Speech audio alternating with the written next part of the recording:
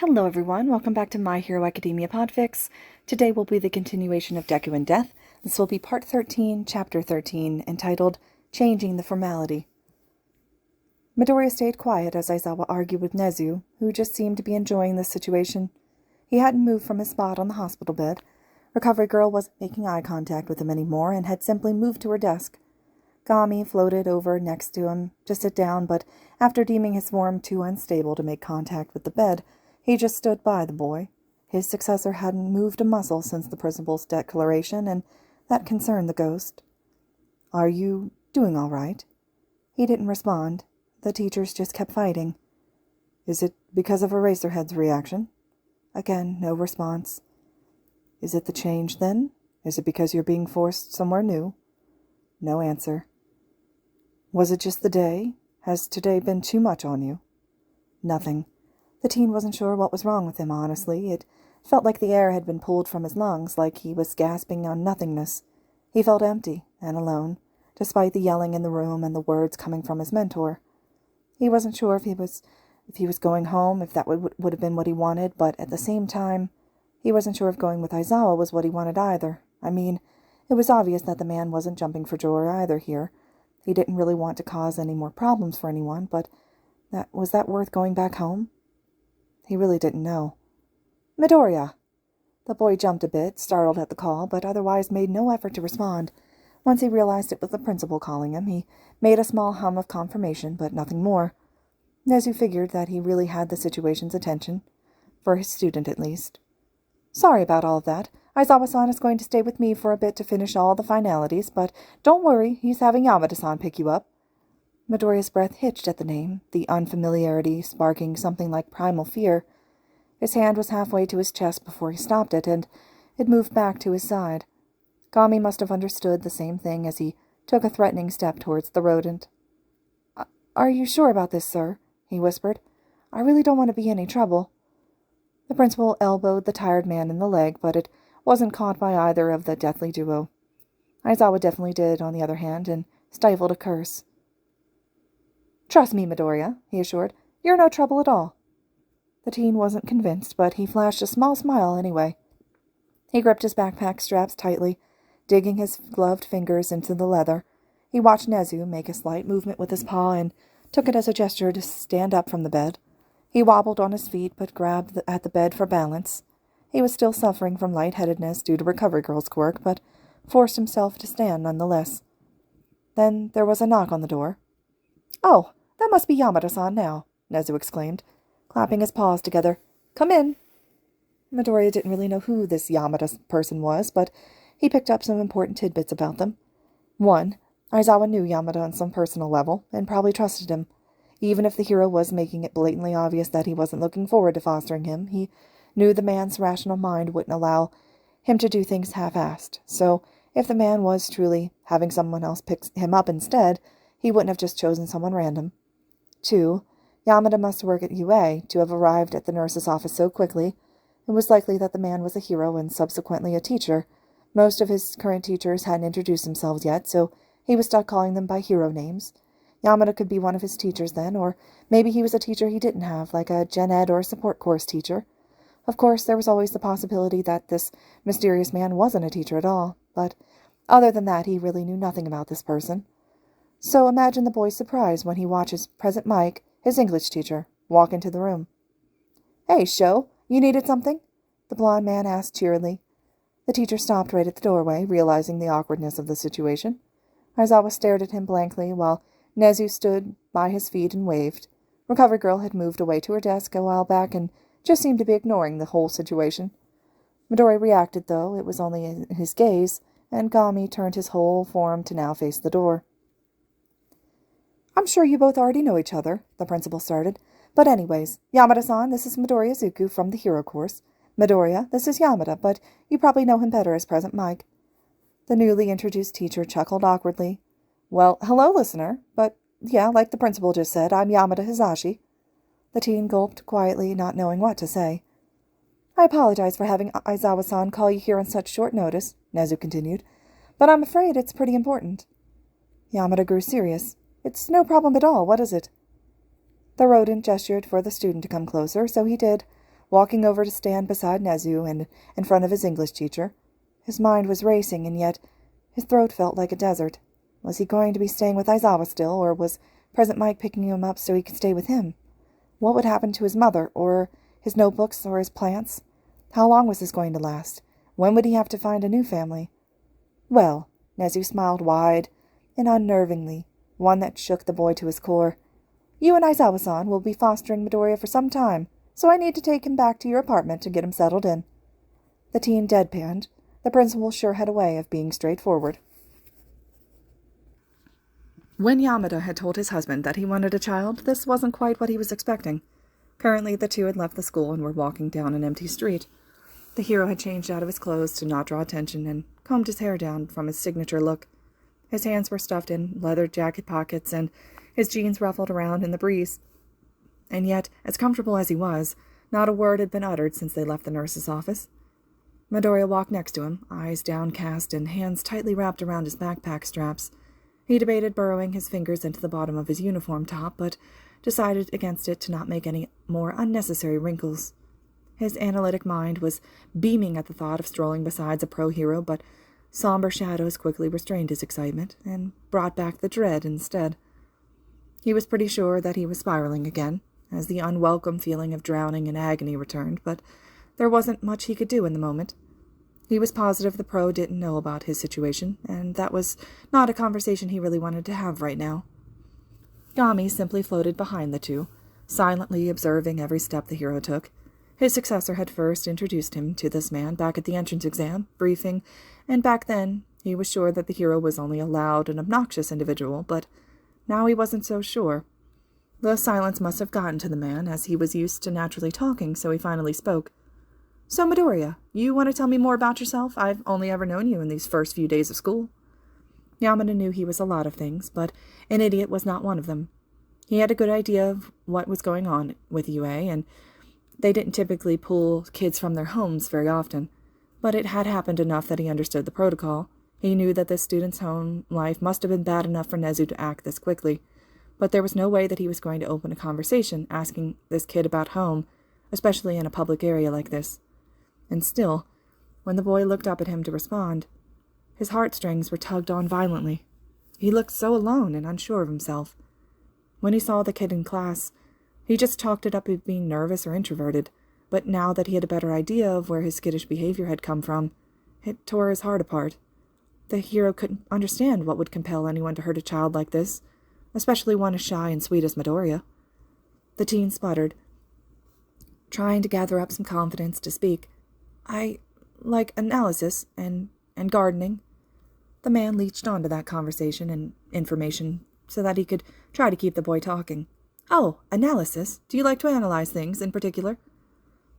This wasn't Yamada's first time assisting UA in sensitive situations. He knew how to tread around topics that were sensitive and to encourage a student to talk about something that they enjoyed. He'd like to think that he was decent enough in handling children, though this was the first time he'd ever be fostering one. He watched the boy light up. I do quirk analysis. Most of my notes are on pro-heroes, since they're so easy to research. I wanted to write some notes on my classmates, but I'm afraid they'll think it's weird. The teacher was impressed. Have you analyzed any heroes here at UA? And why would they think it's weird? Midoriya felt shadows loosen their hold and retreat, and his head clocked into overdrive. I have. I've done pretty much all of the heroes that work at UA. You, Midnight, Cementos, even Aizawa-sensei. Then he grew nervous, and the brightness in his eyes dimmed. He fiddled with his gloves anxiously and took a second to breathe before continuing. Most people find it creepy that I observe them so closely. I think it freaks the people out that I'm able to dissect their quirks and their weaknesses so quickly. Yamada hummed. Well, what have you done on me, if you don't mind me asking? Well, your quirk is voice, and it allows you to amplify the volume of your voice to do damage, but that's pretty obvious on its own. The teen paused to try and recall his notes on the fullest extent. By itself, it's a pretty basic quirk, but that allows a lot of room for creativity. He looked up to the man, almost waiting for confirmation if he could continue. The pro glanced down at him, tilting his glasses to his nose. He flashed a small smile and gave a slight nod, which provided just enough confidence for Midoriya to keep talking. You already have your directional speaker system for support, but that's barely the tip of the iceberg. Wait a minute, he interrupted. My directional speaker? What? The student looked lost. You know, the thing around your neck? He waved a finger to his own neck to emphasize. The hero laughed. Oh, so that's what that's called. The deathly duo shared a look of disbelief. Gami simply shrugged back, so the boy returned his gaze to the sidewalk in front of him. Well, considering your quirk, there's a lot of ways to give yourself advantages in combat. Creating echoes would be a great way to increase the volume and range of your quirk, and it would confuse villains as well. He stopped, raising a finger to his chin in thought. Though that would be difficult to achieve on your own. Pairing with Cementos would be ideal, but that's not exactly how it works during an emergency. Echoes, Yamada repeated. I've never thought of that. Midoriya must not have heard him because he just kept rambling. While you do have support gear already, there's a lot of room to expand. However, have you ever even thought about maybe smaller, long-range speakers? They can be connected to you by a wire so that you can throw them out like a grenade. Then all you would have to do is yell into the existing system around your neck, and then the sound would be directed out into the mini-speakers as well. The teen realized that he'd been talking for a while and looked up to his teacher to check on him. The lost look on his face was all he needed to understand that he'd been rambling again. Basically sound grenades, he re-explained, powered by your quirk. Oh, he realized. That actually sounds pretty handy. He looked down bashfully at the praise, the fact that he had just been giving a pro-hero support tips finally clicking in his head. Now that he was done talking, his consciousness had started to creep back in and made him feel unsure of himself once again. His mentor did his best to reassure him, but even the ghost pats and hair ruffles weren't enough. Anyone who would think that's weird is insane, Yamada spoke up, interrupting his spiraling thoughts. Your analysis is really helpful. Midoriya did a double take. Really? Yeah, the man exclaimed. Your outside analysis is super beneficial to anyone who is looking to expand on their quirk. Just makes me want to scream, yeah. The teen was about to respond when the loud man in front of him stopped suddenly, making him skid to a stop as well. Gami wasn't paying attention to either and stumbled into his successor. The impact made him shift a few paces, but he corrected himself before his teacher could even ask questions. They had finally arrived at a small house, only a few blocks away from the school. It was an unassuming gray color, with a few windows and a dark roof. Despite the boring colors, it actually felt quite welcoming, almost as if it was inviting him inside. There was a soft click, and then the door had swung open. The pro held it open with one extended arm, beckoning the student to walk inside. There was a slight moment of hesitation, but the home's ambient warmth soon engulfed him, and he entered. He wiped his red sneakers off on the mat, but didn't know whether to take them off or not, so he waited until Yamada walked in as well and shut the door. The hero took off his shoes and left them on the side of the mat, so Midoriya did the same. His English teacher rushed off to the main hallway, so he took off after him. He wasn't sure where the man was headed. Maybe he should have stayed by the door until he got a direct command. This was our guest room, he suddenly exclaimed, stopping at a door. But Kayama doesn't come over that often, so we don't really need it. He turned to look at the boy behind him, only to meet a confused look. Ah, sorry, he sighed. I keep forgetting that you don't know us by our names yet. Kayama is Midnight. Midoriya nodded, and Gami grew closer to him. Seems like a lot of the teachers at UA have close relations. That was true. Present Mike seemed to be close to Aizawa in some way, and he also knew Midnight was personally close enough that she would come over. Who else knows that they could have been best friends? But maybe they even started being friends at the beginning of their hero careers, maybe even earlier. I'm sure Sho won't mind this becoming your room. That short-circuited his brain in an instant. There was a lot to unpack in one singular statement. He was getting his own room. Now, it wasn't like he hadn't had a bedroom before. He obviously had his own room, living with his mother, but the room never felt like it was his. It was like a mouse hole in the wall, and like he was a stowaway rat. Sure, it was his room, but it never really belonged to him. Second, and probably the most shocking, was that his teacher had implied, when designating the guest room as his own, he figured that Sho was the man's nickname for Aizawa, based on the fact that he had addressed his homeroom teacher that way when entering the nurse's office. But bringing up the pro-hero like that could only mean that this was Aizawa's home. This would have to be Eraserhead's house, or else it wouldn't matter what the tired teacher had thought. And that brought up a whole new set of questions. Did that mean that Present Mike was living with him? Were they roommates, in a relationship? Or was the loud hero not living here? Did he simply just have a spare key? Even if that was the case, that still meant that Aizawa trusted him a large deal to give someone a key to his home. Midoriya! Midoriya! Yamada's yelling jolted him out of his endless thoughts, and he blinked a few times to try and get his surroundings straight. He looked up in confusion, but that seemed to be enough for the man as he let out a sigh. "I was just asking if this was all right for you," he restated. All right? That's what the hero was worried about? He had already given him a residence in a new home and a room to himself, and he was wondering if it was all right. If Midoriya truly had a say in things, he'd scream about how it wasn't all right, that someone like him really didn't deserve nice things like this when they were kids. There were other kids like Todoroki who did. He was doing fine on his own, after all. He'd practically been on his own for 11 years. His situation wasn't anything worth comparing to all the other kids that he knew were suffering out there. And yet the boy knew that he didn't have a say. He never had a say in his life so far, so why would he expect one now? His life had been governed so meticulously by the adults around him. He never expected more. And as nice as his English teacher was to him, in the end, he was the adult. He had the control.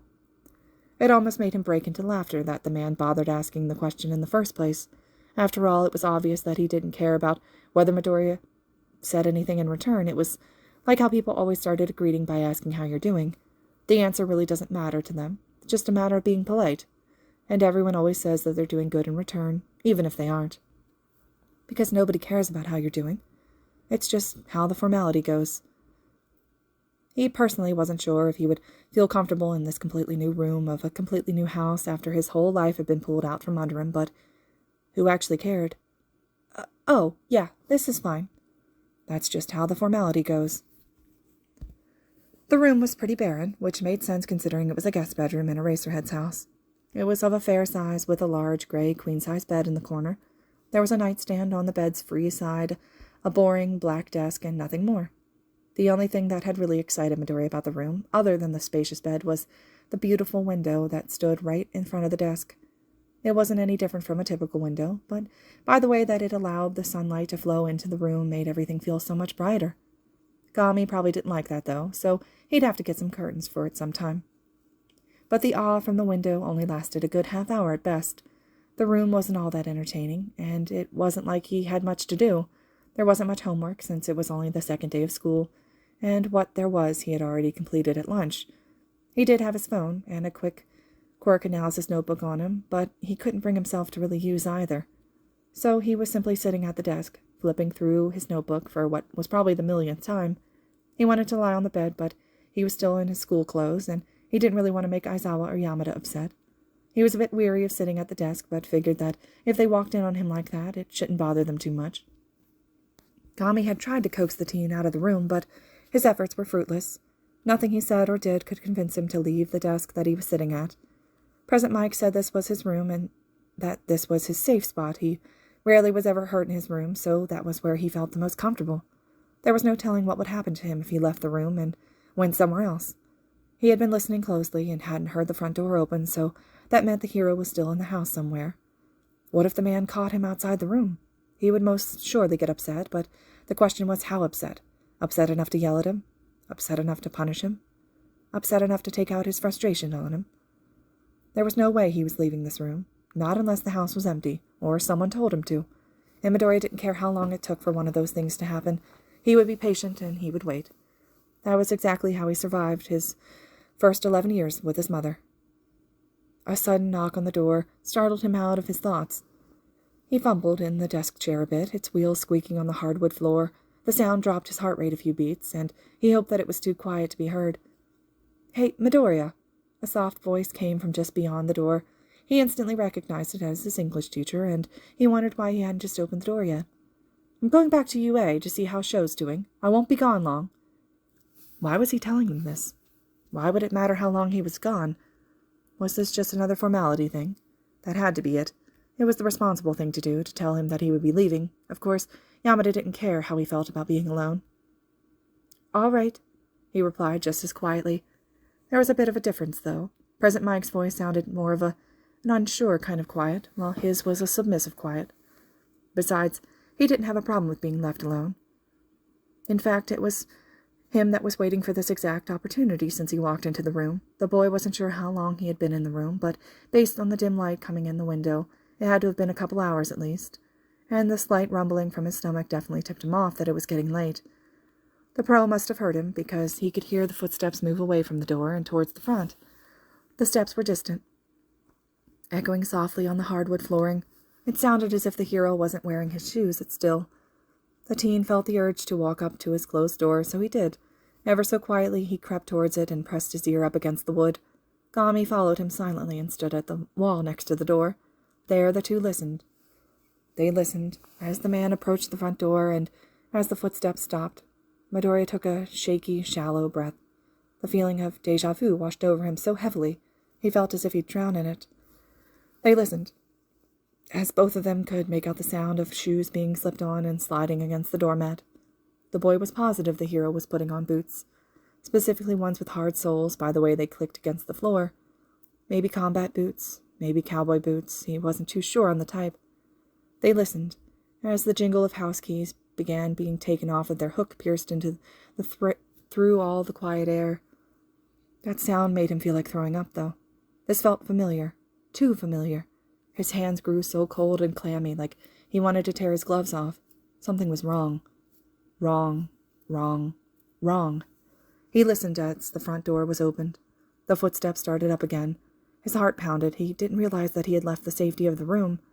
Throwing open the door, he lunged for where he heard the footsteps roam moments before. "Dad, no!" he cried desperately, tears clawing at the corners of his eyes. "Don't go!" But the front door had already closed. Yamada was long gone and unaware of the cries from the house behind him. Midoriya collapsed in the hallway, tears and sobs racking his entire body. His gloved fingers uncurled into his chest protectively, wringing into his UA uniform, into wrinkles. His breathing turned hysterical and unrestrained as Gami rushed to calm him. "Please, Dad," he called defeatedly. "Please don't go." The ghost wasn't sure what his successor was talking about. "Your father isn't here, Izu." "I'm sorry." He didn't seem to hear his mentor. "I'll be good. Please, don't leave." "That was Present Mike who left, not your father." The mysterious man tried to explain, but the boy just kept bawling.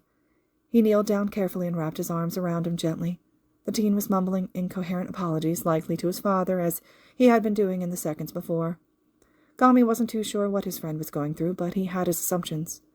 The series of events right before his breakdown were eerily similar to the ones that the boy experienced in his early childhood, specifically from right before his father's departure.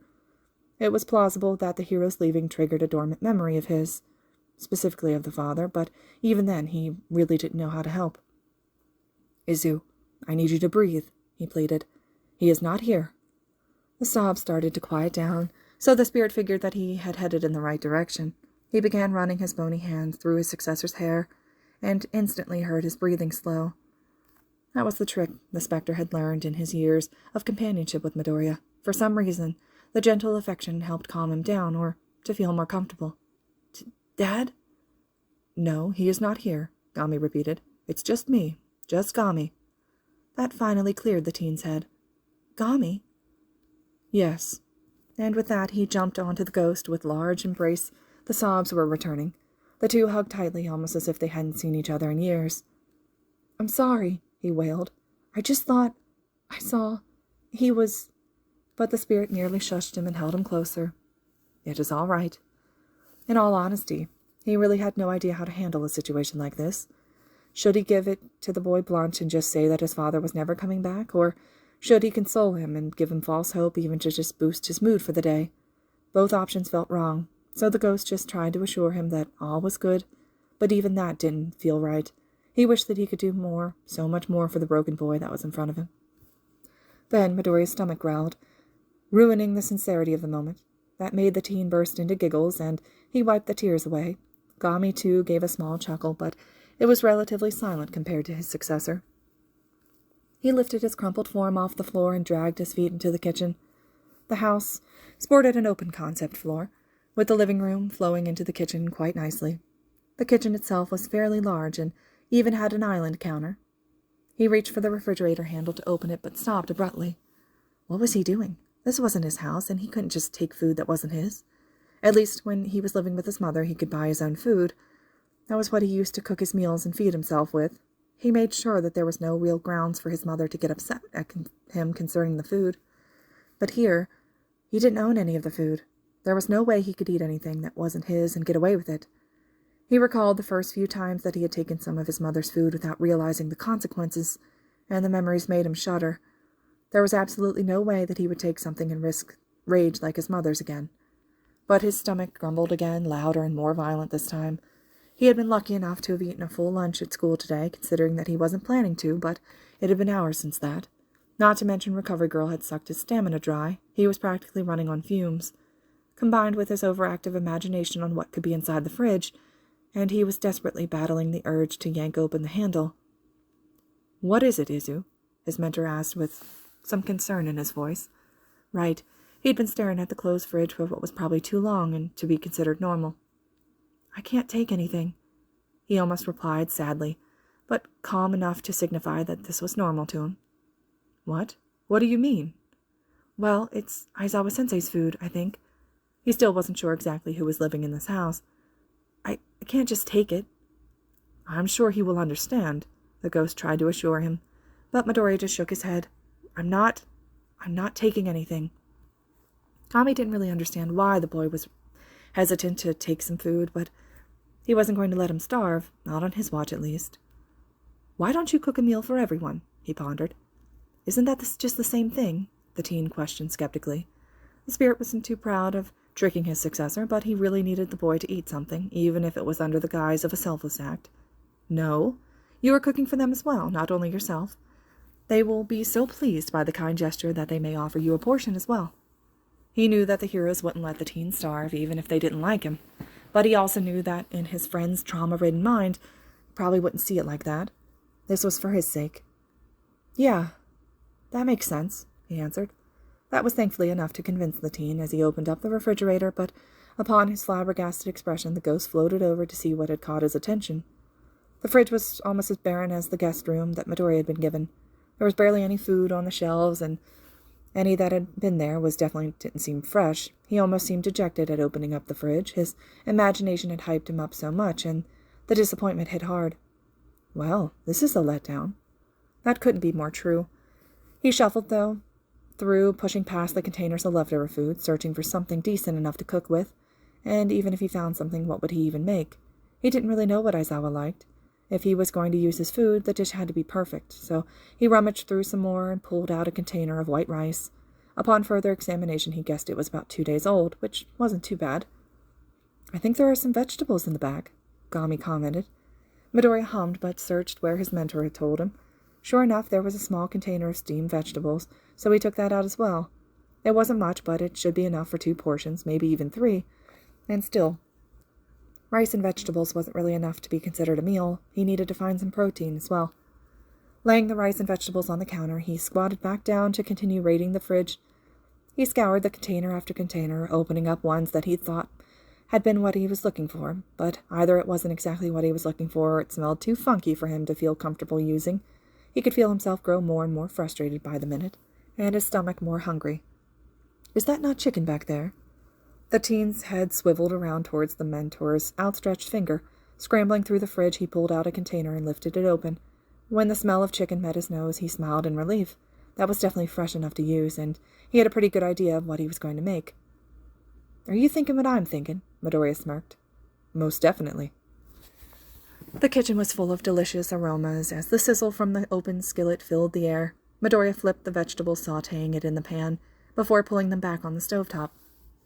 He moved over to the counters where he had laid out 2 large plates and a smaller one for himself. He didn't want to set out a full plate for himself at first, even any at all, thinking that the heroes might get angry at him for serving himself with their food. But Gami managed to convince him to at least take out the plate.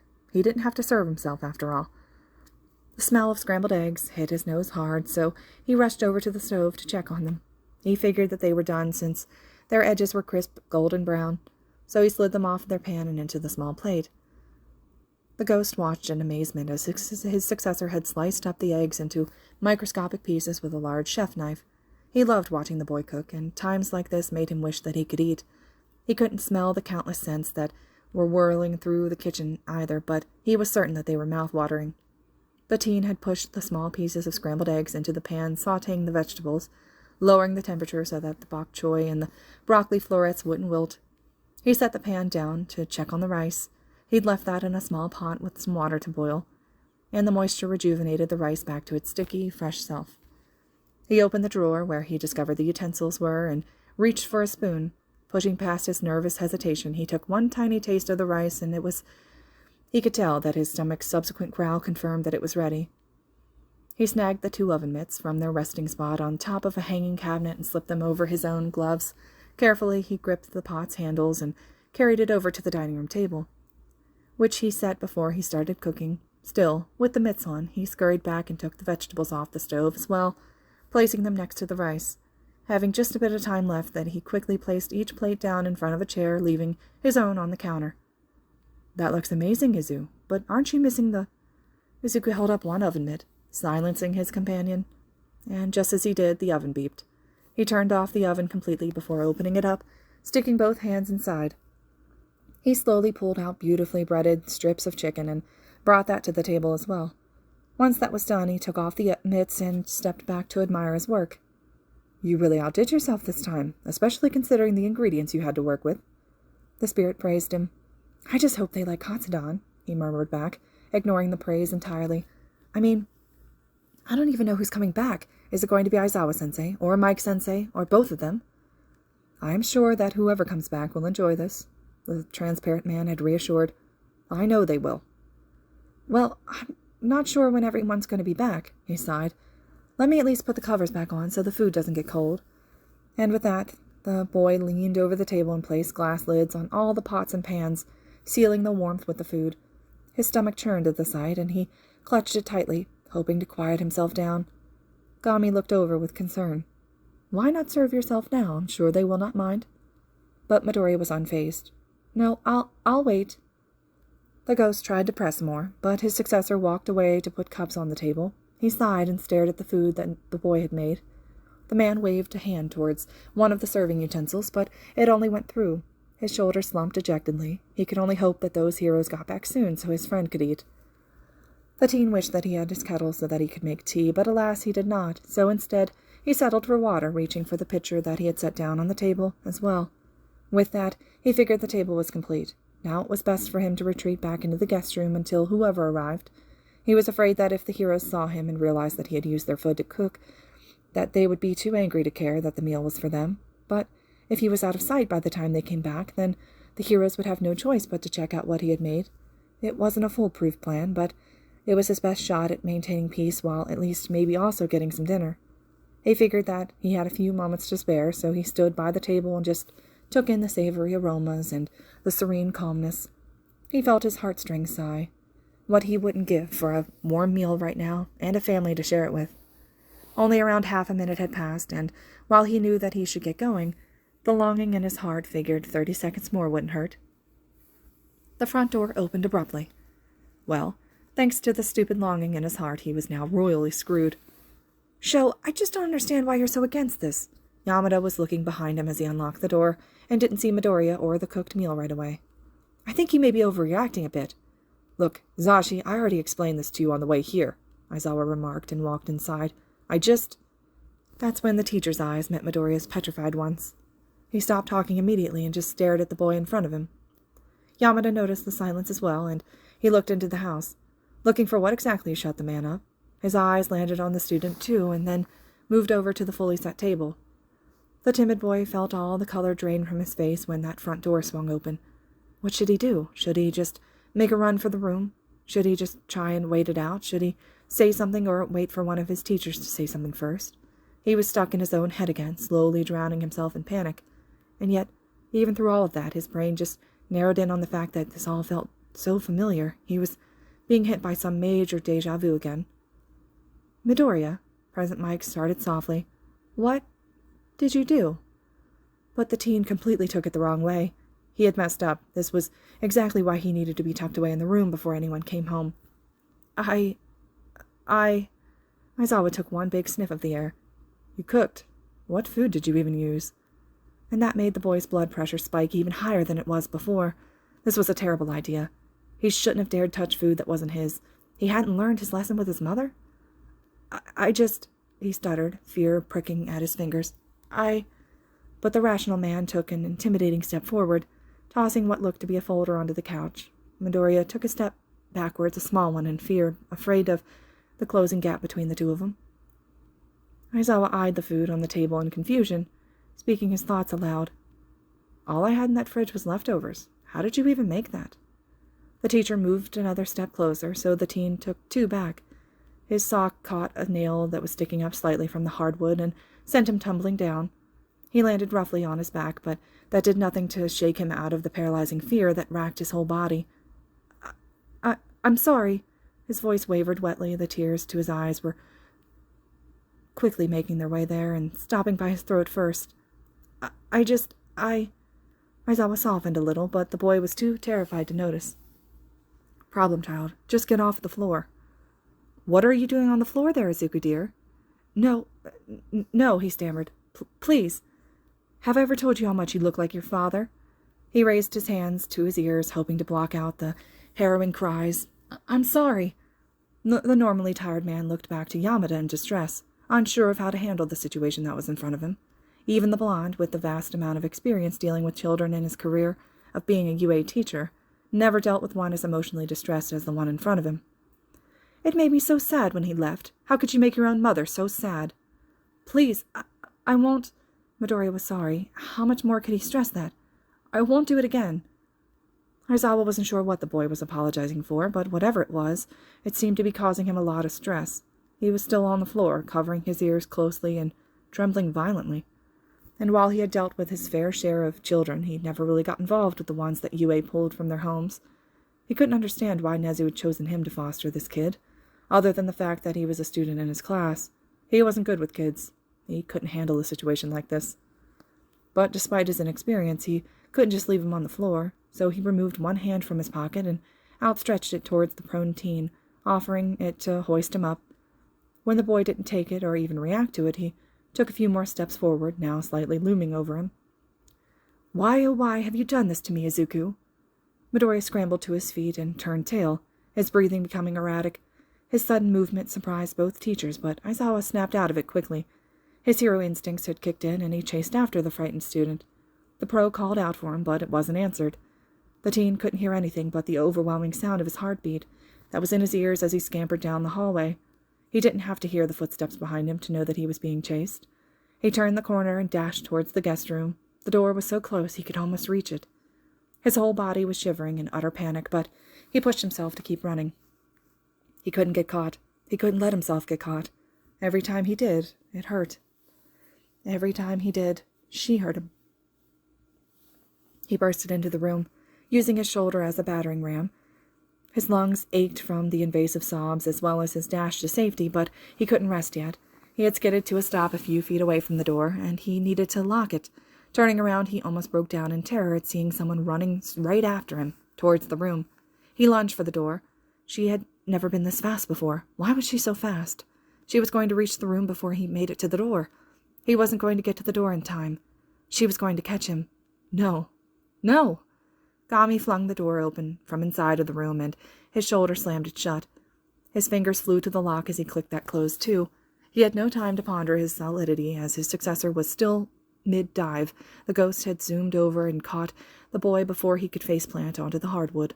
He cradled him closely with his oversized sleeves as the boy blubbered out inaudibles and incoherence. Then Aizawa slammed into the door. The bang scared more sobs out of the crumpled teen, but his mentor held him close. Running soft strokes through his unruly hair, the spirit just tried to comfort him. But what he didn't realize was that the bang was echoing through Midoriya's head, and it sounded an awful lot like fists banging on a door. "Why did you drive Hizashi away from me? Why did you have to be quirkless? Don't you realize what you've done to me?" "I'm sorry," he wailed into his mentor's arms. "Please, I'm sorry." "Izu, I do not understand." The boy gripped the ghost's robe tightly. "Please, don't let her in." "Her?" the specter repeated. "I do not know." Then it hit him. His mother. Midoriya was talking about his mother, but she wasn't here right now, so what was he talking about? Was this related to the episode he had earlier, where he had mistaken Present Mike for his father? "Izu, that is not your mother. She is not here," he tried to explain. He looked up to the ghost, fat tears still streaming down his face. But Gami couldn't let this go on any longer. That was Eraserhead, not her. After that statement, the wails had quieted down into sniffles, the teen's panic changing into realization, but unlike the first time, he stuttered out no words. Together they sat there on the floor, not caring how many minutes went by. No noise came from beyond the door either, just empty silence. Empty, beautiful silence. The minutes turned to hours, and Midori hadn't dared to leave the room. He could hear the hushed whispers coming from beyond the hallway, but no matter how close he pressed his ear to the wall, they were too muffled to understand. He had passed the time by messing around with some souls. Originally, he was trying to get some sorting done, but his mind was the further place from his responsibility right now. So he switched to instead tossing them from hand to hand, wishing that he could feel more of the bright warmth that radiated from some.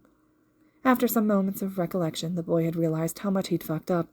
It hadn't been a full day yet, and he was sure that Aizawa would want him gone. He wasn't worth all the trouble that he was. Times like now, he wished that the universe would have pity on him and just erase him from existence. Gami had enough of watching his successor just mope around and sulk. His friend did that practically every day, and he wanted to see it change. "Why don't you do something different?" he suggested, nudging the soul out of the teen's hand. "Like what?" he moaned drearily. The ghost motioned to something that lay on his desk, but from the floor Midori couldn't see what it was, so he shakily rose to his feet and shuffled over to it. The only thing that was there was his phone, the notebook somewhere else in his backpack. He wasn't sure what his mentor had in mind, but he grabbed it anyway and moved back to his spot on the floor. He tossed his phone from hand to hand, but Gami quickly put an end to it. "That is not what I meant." The teen rolled his eyes sarcastically, but stopped throwing the device around. He unlocked it and clicked through some of the applications, opening up his news feed to check if there was anything interesting on there. Sadly, there wasn't, so he exited out of it. He raised his finger to press something else, his gloves working on the touchscreen surprisingly, when the spirit gave him a hard nudge, changing his hand's trajectory. "Hey, what was that for?" "Sorry," the man huffed. "My bad." Midori was not convinced. "Are you being sarcastic with me right now?" "Me? Never." Gami faked some shocked body language, since his face couldn't be seen. The boy just shook his head and looked back down at his phone. Because of the push, his fingers ended up clicking his contacts instead. The list was pretty barren, probably even more than the room that he was currently staying in. There were only 3 numbers in his phone. The first was Ishihara's old number. He couldn't bring himself to delete it, even though he couldn't call the man anymore. The family must have still kept the phone number in circulation, because any time he clicked on it and let it dial, he was met with a voicemail. Not a machine telling him the number was out of circulation. Sometimes, on days that were particularly rough, he let it ring just to hear the man's voice again. But he didn't really think that today was a day he needed it, especially since it usually made him cry after. He had done enough of that already. The second was some old food delivery service. He used it on nights when he wasn't able to cook, or he didn't feel like it, which wasn't often. It was fairly expensive, enough for him to deem the service only for special occasions or dire emergencies, but the katsudon that they made was absolutely delicious. It rejuvenated the fading memories of when his mother used to cook dinner for him, and it brought warmth to him on days that were especially cold, both physically and emotionally. The third and final number was Todoroki's, from earlier today. It was appropriately named Sho, at least in the ghost's opinion. His eyes hovered over the name. "Here, we'll figure this out together." Sure, the boy had offered his assistance concerning the situation, but could Midoriya truly burden him with this complaint? His morals told him that wasn't right, but he still eyed the name like it was an option. His finger hung over the contact, and all it would take is one push, but he'd then be roping the student into his own problems. This was probably another formality thing. Todoroki was offering his help to be polite. He didn't really mean for the offer to be taken up. The specter seemed to sense his successor's hesitation at this and moved in for the assist. There was no way he was going to let the boy's self-doubt out of this one. There was a plan, a master plan here after all. He knew his friend needed a trustworthy, reliable person to confide in, and he figured that the Todoroki boy was just the friend that Midoriya needed. "Why don't you send him a text?" he proposed, sneakily, wanting to slip the idea into the boy's mind. "It doesn't need to be about this." He hummed in contemplation, weighing the ghost's words. He was right. The text didn't even need to be about the turmoil he was currently going through, just something short and pleasant, so he clicked on the contact and started typing. "Hey, this is Izuku from class. How are you?" He hit the send button nervously. Was that too informal? Maybe he should have been more specific about class, or should he have said Class 1A? His doubts were whirling through his head. This was a mistake. He never should have done this in the first place. But his phone dinged back and cut through the suffocating thoughts like a knife. He picked it up to read. "Hey, Izuku, I'm doing all right, though that may be because I have not run into my father yet. What about you?" He wasn't sure if Todoroki was trying to make a joke or was genuinely serious, though, based on the boy's personality, he figured it was more likely the latter. Though, how should he respond back? He thought about it for a moment.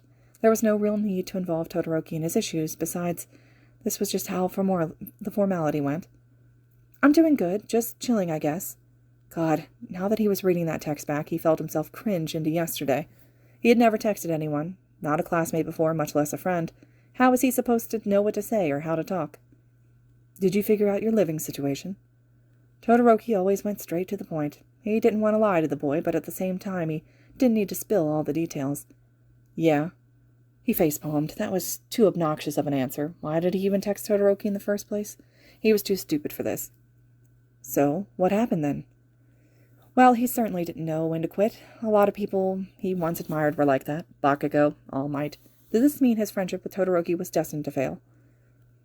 You do not have to tell him, but I do not think he means any harm. Maybe Gami was right. Midoriya certainly couldn't remember a time when the ghost wasn't. He could give this friendship with Todoroki a shot. Principal Nezu sent me off with Aizawa-sensei, but from what I've seen, Mike-sensei lives here too. That was all the truth, though he still wasn't sure what his relationship with his English teacher had been, and that wasn't something he was going to question right now. Oh, is that all working out well? This was it. He either told Todoroki the entire story or kept him in the dark. He let himself have a few moments to think it over, but he was surprisingly torn, so he looked over to his mentor for guidance.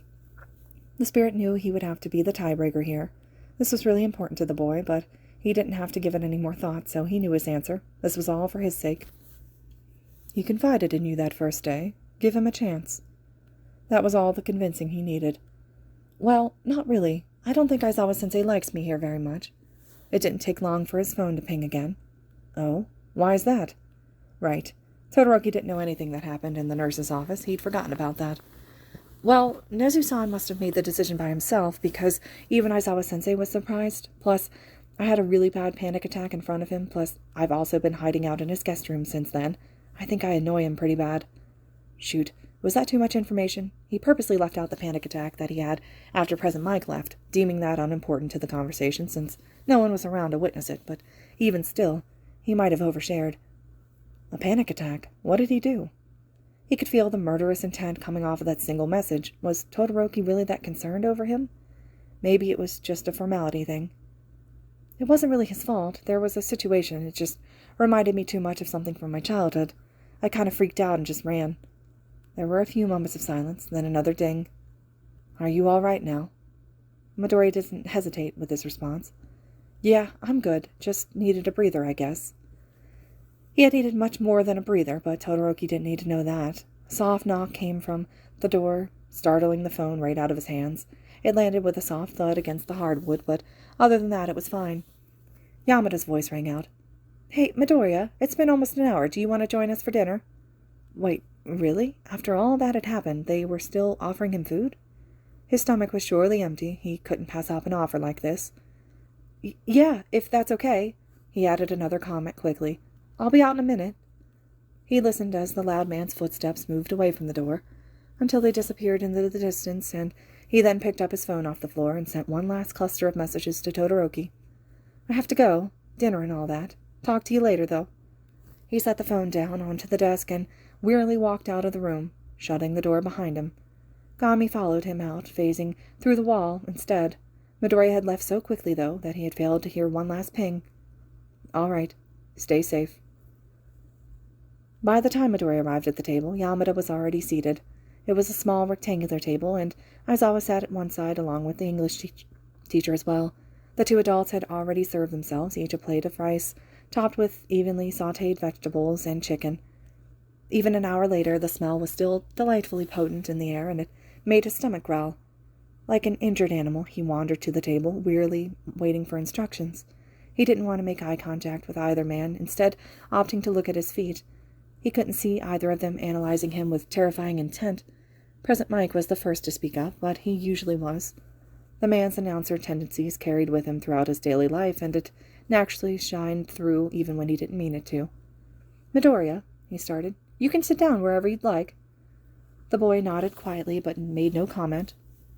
He sat down in a chair of his own, on a side completely to himself. There wasn't really any room for him to sit on the side that his teachers were on anyway, even if he wanted to. Yamada had passed him a plate. It wasn't one of the small ones that he had set out for himself, either. It was the same size as the other two that were out.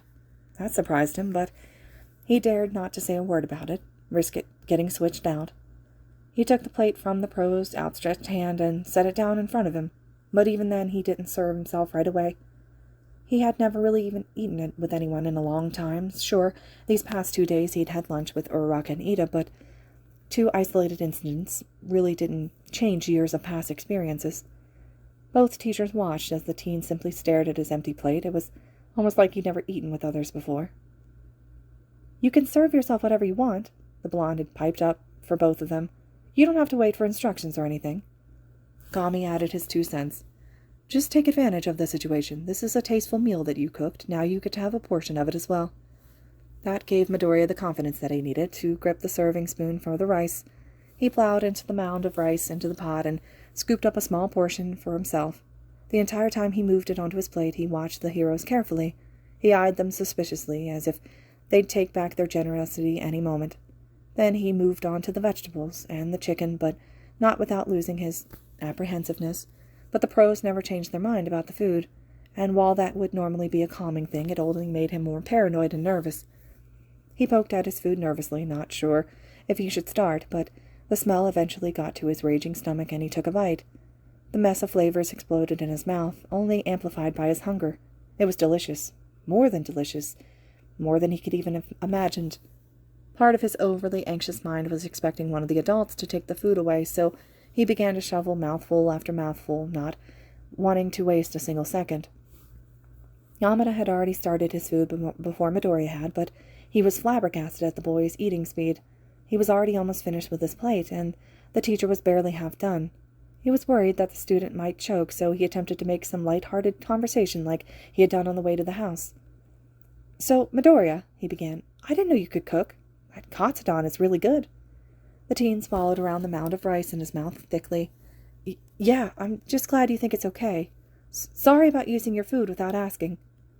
The 2 teachers shared a puzzled glance. Was that the reason for the mess that had happened earlier? If it was, what did that reveal about the kid's home life? Was he not allowed to touch the food at home? The blonde tried to make some progress, amending the situation. "Oh, it's really no problem. Those leftovers would have probably gone to waste anyway." Still, that didn't ease the boy's worries. He didn't respond to the comments, and dinner fell into an uncomfortable silence. Aizawa still made no efforts to join into the conversation, and Yamada was starting to become frustrated. He racked his brain for a good way to get the man into the discussion. "Hey, Sho," he started, surprising both the teacher and the student. "Did you know Midoriya here likes to analyze quirks?" Aizawa shot a glare at the loud man. "No, I didn't." "Well, he does, and he's super good at it," he practically yelled. "The little listener's even done some notes on you." That caught the pro's attention. "Oh?" Both adults looked over at Midoriya, one in excitement and one in dulled interest. The teen felt his face go pale and his throat ran dry. This was such a 180 from before, and he wasn't sure how to feel about it. Gami placed a bony hand on his successor's left shoulder. "Just take your time," the ghost advised. "You do not have to share more than you are comfortable with." He gave the spirit a light nod and turned to face his homeroom teacher. Well, your quirk is erasure. It lets you erase non-mutant-typed quirks when you look at someone." Aizawa jumped in, seemingly annoyed. "Well, that's obvious." Yamada elbowed him hard under the table, and then the ragged man cursed under his breath. "Don't mind him. Please continue." The boy's confidence caved in hard. He felt his passion for the conversation die off completely, and he didn't want to keep talking, but it would be rude to just leave now. He shoveled in the last few bites left on his plate and pushed his utensils to the side. It's fine," he stuttered. "I'll just get you my notebook. It's got some of my notes on Aizawa-sensei." He stood up from his chair and scurried back off to the guest room. Once the boy was mostly out of earshot, the blonde turned to face his fellow teacher. "Sho, what are you doing?" he hissed. "I get that you don't think that you're qualified for this, but that doesn't give you the right to be a jackass to the kid." Aizawa was taken back by the use of foul language. "Fuck, I'm sorry, Zashi." He held up a hand to his forehead and ran the other through his messy hair. "I'm not asking you to apologize," the pro continued. "I'm asking for you to give this your full effort." The tired man just tried to backtrack. "I already told you, Well, you're not," he almost yelled, but he kept his voice under control. The sudden interrogation caught Aizawa off guard, and he promptly shut up. Yamada scooted his chair closer and brought his voice down to a whisper. "Look, We still don't know the full extent of what this kid went through. We have to treat this with care and sensitivity, especially after whatever happened earlier, and you purposely being a jerk isn't helping." Aizawa sighed, knowing that he was completely in the wrong here. "You're right. But that wasn't enough for present Mike. And I'll try and do better." "That's what I like to hear." The blonde smiled. The two quickly shut their mouths as a set of footsteps from the hallway grew louder. Their hero instincts kicked in, and they slowed their breathing to make less noise. Both could make out slight whispers and strained to hear more. "Don't get me wrong, I am curious." The next set of words were muffled by footsteps, but the footsteps eventually quieted down. "I can't just ask him that. That'll just give them more reasons to not want me around." The teachers didn't bother to pretend that they weren't eavesdropping when Midoriya turned around the corner and reappeared into the dining room. He was holding a thin notebook in one hand, a little battered but in good condition overall. He looked startled to see them there, and just jumped slightly when making eye contact. Aizawa cut straight to the point. "Ask us what?" Yamada noticed the boy squirm under the piercing gaze and gave a look to the man next to him. Eraserhead immediately softened, but kept his neutral facade. Gami's a bit confused on what exactly your relationship is, between you and Mike-sensei, I mean." He added another comment under his breath. "I'm a little curious, too." Present Mike watched the other hero carefully. He wasn't going to say anything. This was the perfect opportunity for him to see how Aizawa would handle this. He hoped that the hero had taken their heart-to-heart seriously. This was his chance. The ragged pro just sighed. "Yamada and I are married. Have been for a good 5 years now." Midoriya was surprised at the blunt answer. Oh. "I'm going to ask you to keep this under wraps for obvious reasons," he continued, but the smugness in his voice was gone. The amount of media attention going around with relationships between pro-heroes, it's fatal to anyone underground. Yeah, he replied. "Will do." The boy stood there awkwardly for a few moments, no one in the room saying a word. Then he slid the notebook onto the table away from the food. "Here's the book," he clarified. "Aizawa-sensei's on pages 48 to 52, and there's a little more on 117. "What about me?" Present Mike joked. The team seemed to understand that it was a joke, and he smothered a laugh. "You're in a different book, sorry." The two shared a smile, and the student instantly felt more at ease. He reached for one of the pots in the middle of the table and wrapped his hands around the handle. The blonde teacher looked confused. "What are you doing?" he asked a little too quickly. Midoriya immediately flinched back and let go of the handle. I was just going to put the food away." Aizawa felt like it was a good time to jump in. "Don't worry about it, problem child. We'll pick it all up later." He clearly wasn't expecting the nice gesture from the intimidating pro, but he didn't shy away as much. Okay. He didn't feel the need to stick around in the dining room anymore, so he quietly moved towards the hallway entrance. The boy still had a lot of souls to send away before he went to bed, and the earlier he started, the better. Yamada noticed the student trying to retreat and stood up slowly from the chair, understanding from his quick question that the suddenness made the team a little bit uncomfortable. "Midoriya," he called out, but kept his volume steady. Said boy stopped in his tracks and looked back at him. "Yes?" The answer was so small, so scared that it almost made the hero forget about his thought in the first place. "If you need anything, or if there's anything that we can do for you, just let us know." He nodded and turned to leave, but only a few steps later he flipped back around and called out shakily, Can you not call me Midoriya? Anything else is fine." Present Mike flashed a friendly thumbs up. "No problem, little listener." Aizawa chuckled from the table. "Pretty sure I've got that one covered." Both confirmations were enough for the teen to feel comfortable leaving, and so that's exactly what he did. The two heroes listened as his footsteps grew fainter and fainter until they couldn't hear them at all. Present Mike turned to his husband, knowing the boy was out of earshot. "Who exactly is Gami?"